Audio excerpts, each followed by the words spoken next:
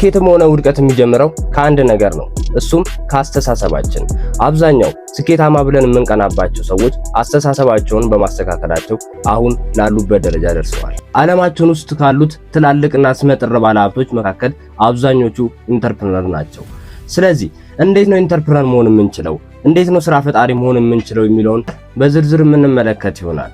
አብዛኞቻችን ቢዝነስ ለመጀመር ገንዘብ ያስፈልገናል ብለን ቆመናል።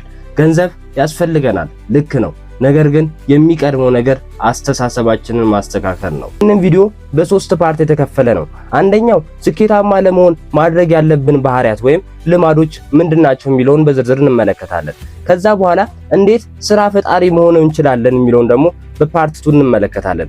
በፓርት 3 ደግሞ የገበያ ጥናት፣ ያሰብነው ነገር ያዋጣል አያዋጣም፣ ይሄ ነገር ያከስረናል አያከስረንም የሚለውን ነገር የምንለይበትን መንገድ የምነግራችሁ ይሆናል። እስከ ቪዲዮ መጨረሻ አብራችሁኝ ከቆያችሁ እነዚህን ነገሮች አንድም ሳላስቀር እነግራችኋለሁ። ከዚህ ቪዲዮ በኋላ ሁላችሁም ስራ ፈጣሪ ስኬታማ ሰው እንደምትሆኑ 100% እርግጠኛ ነኝ።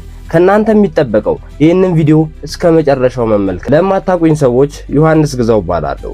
በዚህ የዩቲዩብ ቻናል ላይ ስለ ቢዝነስ፣ ስለ ፋይናንስ ወይም ራስን ስለማጎልበት የምሰራ ይሆናል። እለት እለት የሚለቀቅም ይሆናል። እናንተ ሰብስክራይብ አድርጋችሁ ቤተሰብ ከሆናችሁ እንደዚህ አይነት ቪዲዮዎች እለት እለት የሚደርሳችሁ ይሆናል። በመጀመሪያ ስራ ፈጣሪ ምን ማለት ነው? ወይም ኢንተርፕረነር። አብዛኛው የሶሻል ሚዲያ ላይ ያሉ ሰዎች ኢንተርፕረነር ነኝ፣ ስራ ፈጣሪ ነኝ ይላሉ። ስራ ፈጣሪ ምን ማለት ነው? ስራ ፈጣሪ ማለት ገበያ ላይ ያለውን እድሎች መጠቀም፣ ከዛ በኋላ እነሱን አሰባስቦ ሀብት መፍጠር ነው። ነገር ግን ይህንን የሚያደርገው የሰዎችን ችግር ፈቶ ነው። አብዛኞቻችን በየደረጃው ትንሽም ሆነ ትልቅ ችግሮች አሉበት። እነሱን ችግር የሚቀርፍልን ሰው ኢንተርፕረነር ብለን ልንጠራው እንችላለን። ስራ ፈጣሪነት ከአስተሳሰብ ይጀምራል። አስተሳሰብ ደግሞ ማለት ለአንድ ነገር ያለን ምልከታ ነው። አንድን ነገር የምናይበት፣ አንድን ነገር የምንመዝንበት መንገድ ነው። ስለዚህ ስራ ፈጣሪ መሆን የምንፈልግ ከሆነ እነዚህን 5 ደረጃዎችን የግድ ማሟላት ይጠበቅብናል። የመጀመሪያው ተግባር ተኮር መሆን። ዕውቀት ያለ ተግባር ባዶ ነው። ዋልት ዲዝኒ እንደሚለን ለመጀመር ምርጡ መንገድ ወሬን ትቶ ወደ ተግባር መግባት ነው ይለናል። ሁለተኛው ደግሞ ውድቀትን አለመፍራት። ለስራ ፈጣሪ ወይም ለኢንተርፕረነር ውድቀት ማለት መማሪያ ነው። ስትሄድ የመጣህ እንቅፋት ስትመለስ አይመታህም። ምክንያቱም ያ እንቅፋት የቱ ጋር እንዳለ ታውቀዋለህ። ሁሉም ኢንተርፕረነር የወደቀበት አጋጣሚ አለ። አሁን ላይ የዓለማችን ቁጥር 1 ባለሀብት የሆነው ኤሎን መስክ ብዙ ጊዜ ኪሳራ ገጥሞታል። እነዛ ኪሳራዎቹ ግን አስተማሩት እንጂ ወደኋላ አላስቀሩትም። ስለዚህ በየትኛውም ሁኔታ ብንሆን፣ የትኛውም ነገር ቢገጥመን ያ ነገር ሊያስተምረን ነው እንጂ የሚችለው ወደኋላ የሚያስቀረን አይሆንም። ሶስተኛው ደግሞ ችግር ፈችነት ነው። ኢንተርፕረነር ወይም ስራ ፈጣሪ እስከሆንክ ድረስ የግድ የሰውን ችግር ማቅለልና መፍታት ይኖርብሃል። ያንን ችግር እስከፈታ ድረስ፣ ያንን ነገር እስከቀረፍክላቸው ድረስ አንተ ስኬታማ ማትሆንበት ምንም ምክንያት አይኖርም። ምክንያቱም አብዛኞቻችን የተወሰነ ችግሮች አሉ። እነዛን ችግሮች የሚቀርፍልን ሰው እንፈልጋለን። ስለዚህ እነዚህን ችግር የቀረፉ ሰዎች ናቸው ስኬታማ የሆኑት። ለምሳሌ የትራንስፖርት ችግር ነበረ ከተማችን ላይ። ይህንን ችግር ለመቅረፍ ራይድ የሚባል ፕላትፎርም ተቋቋመ። ራይድ የሰዎችን የትራንስፖርት ችግር በተወሰነ ደረጃ ቀረፈ። ለአብዛኛው ወጣት የሥራ ዕድል ሆነ እና ሌሎችንም መጥቀስ እንችላለን። ስለዚህ የምንሰራው ነገር የግድ ችግር ፈቺ መሆን አለበት። የምንሰራው ነገር የሰዎችን ችግር ከፈታ፣ የሰዎችን ችግር ከቀረፈ ስኬታማ ማንሆንበት፣ ጀግና ስራ ፈጣሪ ማንሆንበት ምንም ምክንያት አይኖረንም። አራተኛው ጽናት ነው። አብዛኞቻችን ስኬታማ መሆን እንፈልጋለን፣ ነገር ግን በአንድ ነገር ላይ መጽናትን አንፈልግም። አሁን ላይ ስኬታማ ብለን የምንጠራቸው ሰዎች በአንድ ነገር ላይ ጽናት ነበራቸው። ለምሳሌ የራይድ ባለቤት ሳምራዊት ይህንን የትራንስፖርት ችግር ለመቅረፍ በጽናት ነበር የምትሰራው። ረጅም ጊዜ ትሰራ ነበር። ሁሉም ኢንተርፕረነር፣ ሁሉም ስራ ፈጣሪ ነገሮችን በጽናት አድርጓል። እዚህ እስኪደርሱ ድረስ ነገሮችን በጽናት ነው ያደረጉት። ምንም ነገር ቢመጣ ወደ ኋላ አላሉም ነበር። ብዙ ችግሮች ሊገጥሙ ይችላሉ። በመሃል ላይ እንቅፋቶች ሊገጥሙን ይችላሉ። ስለዚህ ነገሮችን በጽናት ማለፍ ይጠበቅብናል። ስለዚህ እነዚህን ባህሪያት ከተመለከትን በኋላ እንዴት ነው መሬት ላይ ይህንን ነገር ልናወርድ የምንችለው የሚለውን ነገር ደግሞ አሁን በዝርዝር እንመልከት። የመጀመሪያው አንድ ስራ ፈጣሪ መሆን የሚፈልግ ወጣት ወይም በየትኛውም የእድሜ ክልል ያለ ሰው መጀመሪያ አካባቢውን ማጤን ይጠበቅበታል። ያለበት አካባቢ ለስራ ፈጣሪነት የሚመች ነው ወይ የሚለውን ነገር። ለምሳሌ በረሃ ላይ ሄዶ ስራ ልፍጠር ካለ ላይሆን ይችላል፣ ምክንያቱም ሰው የለም። መጀመሪያ የሚኖርበት አካባቢ ጥሩ ፖፑሌሽን አለ ወይ የሚለውን ነገር መመልከት ይኖርበታል። እነዛን ፖፑሌሽን ወይም የህዝብ ሰፈራ ከተመለከተ በኋላ ምንድነው እነዚህ ማህበረሰቦች እነዚህ ህዝቦች የሚቸገሩት የሚለውን ነገር መለየት ይጠበቅበታል። እድሎችን መጠቀም ይኖርበታል።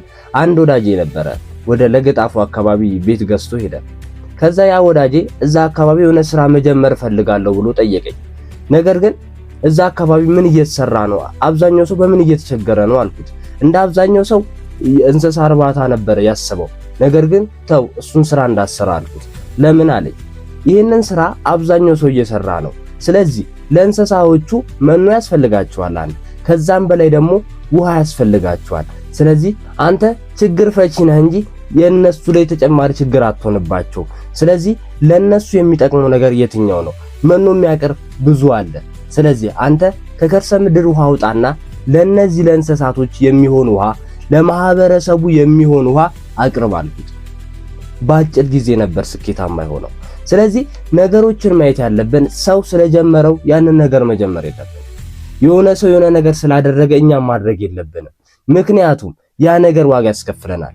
ለነሱ ምን አይነት ችግር አለ፣ ያንን ችግር እንዴት ልቅረፍላቸው የሚለውን ነገር ነው ማሰብ ያለብን። ስለዚህ አካባቢያችንን ማጤን የመጀመሪያው፣ ከዛ በኋላ መቀየር ይጠበቅብናል። ሶስተኛው ደግሞ ግብአቶችን ማሰባሰብ። አብዛኞቻችን ስራ ፈጣሪ መሆን እንፈልጋለን፣ ነገር ግን እጃችንን አጣምረን ነው ቁጭ ያለው። ብዙ ግብአቶች የሉንም። የመጀመሪያው ግብአት ዕውቀት ነው። የሆነን ነገር መስራት እየፈለግን ዕውቀት ከሌለን አስቸጋሪ ነው። ምክንያቱም ያ ስራ ዕውቀት ባላቸው ሰዎች ኮንትሮል እየሆነ ሊሆን ይችላል። ከነሱ የተሻለ ዕውቀት ወይም ከነሱ ጋር ተገዳዳሪ የሚሆን ዕውቀት ያስፈልገናል። ያለ ዕውቀት የሚገነባ ነገር ደግሞ ውጤታማ አይሆንም። አብዛኛው ሰው ነገሮችን ጓደኛው ስለጀመረው ጀምር ስለተባለ ነው የሚጀምረው። ነገር ግን የሆነን ነገር ስትሰሩ በዕውቀት መሆን አለበት። ስለዛ ነገር የተወሰነ ነገር ማወቅ አለባችሁ። የማታውቁት ቦታ ላይ እንዴት ገንዘባችሁን ታፈሳላችሁ? ሰው ስለጀመረው እንዴት ያንን ነገር ታደርጋላችሁ? ስኬታማ መሆን የምትፈልጉ ከሆነ ነገሮችን ማሳካት የምትፈልጉ ከሆነ የግድ ዕውቀት ያስፈልጋችኋል። ሌላኛው ደግሞ ገንዘብ ያስፈልጋችኋል። ያለ ገንዘብ የሚጀመሩ ስራዎች ቢኖሩም እናንተ ስራ ፈጣሪዎች ናችሁ። የሰውን ችግር መቅረፍ ነው የምትፈልጉት አይደለ? ያ ደግሞ እንዲሆን የግድ ገንዘብ ያስፈልጋችኋል። አነሰም በዛም ቢባል ስራችሁን ለማስጀመር ስራችሁን ለማንቀሳቀስ የተወሰነ ገንዘብ ያስፈልጋችኋል። ስለዚህ ግብአቶችን ማሰባሰብ ማለት እነዚህን ነገሮች ማሟላት። ሌላው የሰው ኃይል ያስፈልጋችኋል። ብቻችሁን የመጀመሪያው ሰሞን ልትሰሩ ትችላላችሁ። ነገር ግን ብቻችሁን የሰራችሁት ነገር ፍሬ ላይ ያፈራ ይችላል። ከሰው ጋር የሰሩት ነገር ጥሩና ውጤታማ ሊሆን ይችላል። አራተኛው ደግሞ ከ1 እስከ 3 የዘረዘርኩትን ነገሮች አሰባችኋቸው፣ ሁሉን ነገር አገኛችሁ፣ ገንዘቡንም ዕውቀቱንም አሟላችሁ። ከዛ በኋላ ወደ ተግባር መሄድ ነው። የሆነ ነገር ስለታሰበ ብቻ ተሰራ ማለት አይደለም። የሆነ ነገር ስለታቀደ ብቻ ተሰራ ማለት አይደለም። መሬት ላይ የግድ መውረድ ይኖርበታል። ስራ ደግሞ ያለ ተግባር ምንም ውጤት አይኖረውም። ስላወራን ሰራን ማለት አይደለም። ስላወራን ገንዘብ አገኘን ማለት አይደለም። መተግበር ይኖርብናል።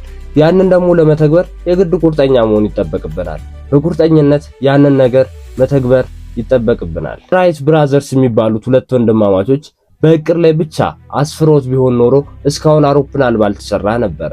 ነገር ግን ያንን ነገር ወደ ተግባር ቀየሩ። ቶማስ ኤዲሰን አምፖልን በእቅድ ብቻ ሰርቶት ቢሆን ኖሮ እስካሁን ወደ መሬት ባልወረደ ነበረ። ነገር ግን እቅድ ከተግባር ጋር ሲጣጣም ነው ውጤታማ የሚሆነው። አምስተኛው ውጤት መቀበል ነው። አብዛኞቻችን ከሰራን በኋላ የሆነ ሪዋርድ ልናገኝ ይገባል። አንድ ገበሬ ዘርን ከዘራ በኋላ ይሰበስባል፣ ያጭዳል አይደል? የዘራው ሲበቅልለት። ቢዝነስ ማለት እንደ ዘር ነው። እንዘርዋለን፣ እንኮተኩተዋለን፣ ከዚያ ያድጋል፣ ውጤት ያፈጣል። ያንን ነገር ሸጠን እንጠቀማለን። ቢዝነስም እንደዚሁ ነው። የሆነ ነገር መጀመር የምትፈልጉ ከሆነ የገበሬ አይነት ሜንታሊቲ ሊኖራችሁ ይገባል። መጀመሪያ አንድ ገበሬ አምኖ ያንን ዘር ለመሬቱ ይሰጠዋል። ከዛ በኋላ በፈጣሪ እርዳታ መሬቱ ፕሮሰስ አድርጎ ነው የሚያሳድግለት። ስለዚህ እናንተም በእምነት የሆነ ነገር ስሩት። ከዛ በኋላ ውጤቱ የተሻለ ይሆናል። እዚህ ጋር ማስታወስ ያለባችሁ ነገር አብዛኛው ነገር የሚጀምረው ከማሰብ ነው። አብዛኛው ቢዝነስ የተጀመረው ከማሰብ ነው። ራይት ብራዘርስ አውሮፕላን የሰሩት መጀመሪያ አሰቡ። ቶማስ ኤዲሰን አምፖልን የሰራው መጀመሪያ አሰበ። ከዛ በኋላ ተጀመረ፣ ወደ ተግባር ተገባ። ከዛ በኋላ ያንን ነገር እያሻሻሉት ሄዱ። ስለዚህ አንድ ነገር መጀመር የምትፈልጉ ከሆነ እነዚህን 3 ስቴፖች ተከተሉ። መጀመሪያ አስቡት፣ ከዛ ጀምሩት፣ ከዛ በኋላ ግን አሻሽሉት። ፊዚቢሊቲ ስተዲ የሚባል ነገር አለ፣ የአዋጭነት ጥናት። አብዛኞቻችሁ ቢዝነስ ለመጀመር አሁን ቆርጣችሁ ተነስታችኋል። ከዚህ ቪዲዮ በኋላ ሁላችሁም የቢዝነስ ባለቤት እንደምትሆኑ አስቀድሜ ነግሬያችሁ ነበር።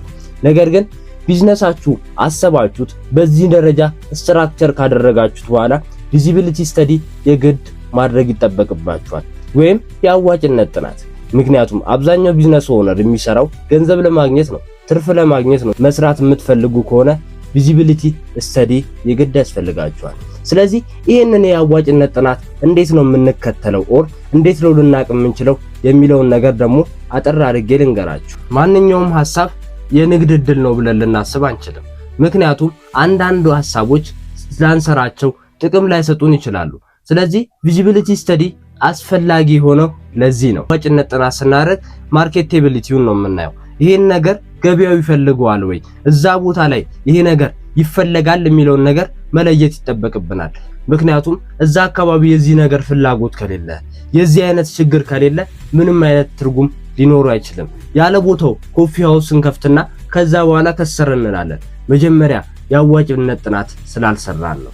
ስለዚህ ይሄን ነገር ማርኬቱ ይፈልገዋል፣ እዛ አካባቢ ያሉ ሰዎች ይፈልጉታል ወይ የሚለውን ነገር መደንብ አድርገን ማወቅ ይጠበቅብናል። ስለዚህ ያን ነገር የአዋጭነት ጥናት ሰራን፣ ያ ነገር እንደሚሆን አወቅን፣ እዛ ቦታ ላይ ይሄ ነገር መሰራት አለበት ብለን ወሰንን።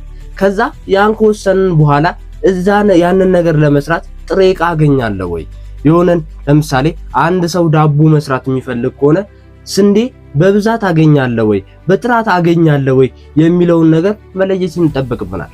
ምክንያቱም ጥሬ ዕቃ ካላገኘን ያን ነገር ፕሮሰስ አድርገን ማውጣት አንችልም። አንድ ፈርኒቸር ቤት መክፈት የሚፈልግ ሰው የግድ ግብአቶች ያስፈልጉታል። ጣውላ ማግኘት አለበት። ጣውላ የማያገኝበት አካባቢ ከሆነ ሊያዋጣ አይችልም። እዛ አካባቢ የዚህ የፈርኒቸር ፍላጎት ቢኖርም ግን ጣውላውን በአግባቡ የሚያቀርብለት ጣውላውን የሚያገኝበት ሲስተም እስከሌለው ድረስ ይህም ነገር አዋጭ ሊሆን አይችልም። ሶስተኛው ደግሞ የአብዛኞቻችን ችግር ነው፣ ኢኒሻል ካፒታል ወይም መነሻ።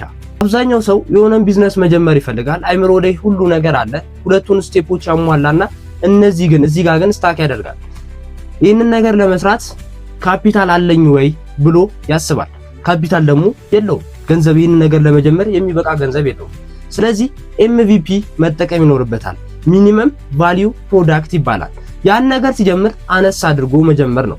ለምሳሌ የሆነ ሱቅ መክፈት የሚፈልግ ሰው ካለ አስቀድሞ ያንን ነገር በቴሌግራም፣ በቲክቶክ፣ በኢንስታግራም እያስተዋወቀ መሸጥ ይኖርበታል። አነስ አድርጎ ይጀምራል፣ ከዛ እያደገ ይሄዳል። አብዛኞቻችን ከቢዝነሱ ቶሎ የምንወጣውም በዚህ ምክንያት ነው። ቪዚቢሊቲ ስተዲ አለማድረጋችን፣ MVPን አለመጠቀማችን ነው። አነስ አድርገን ያን ነገር ከጀመርን በኋላ እያሳደግን መሄድ ነው እንጂ ሁሉም ነገር የጀመረው ከትንሽ ነገር ነው።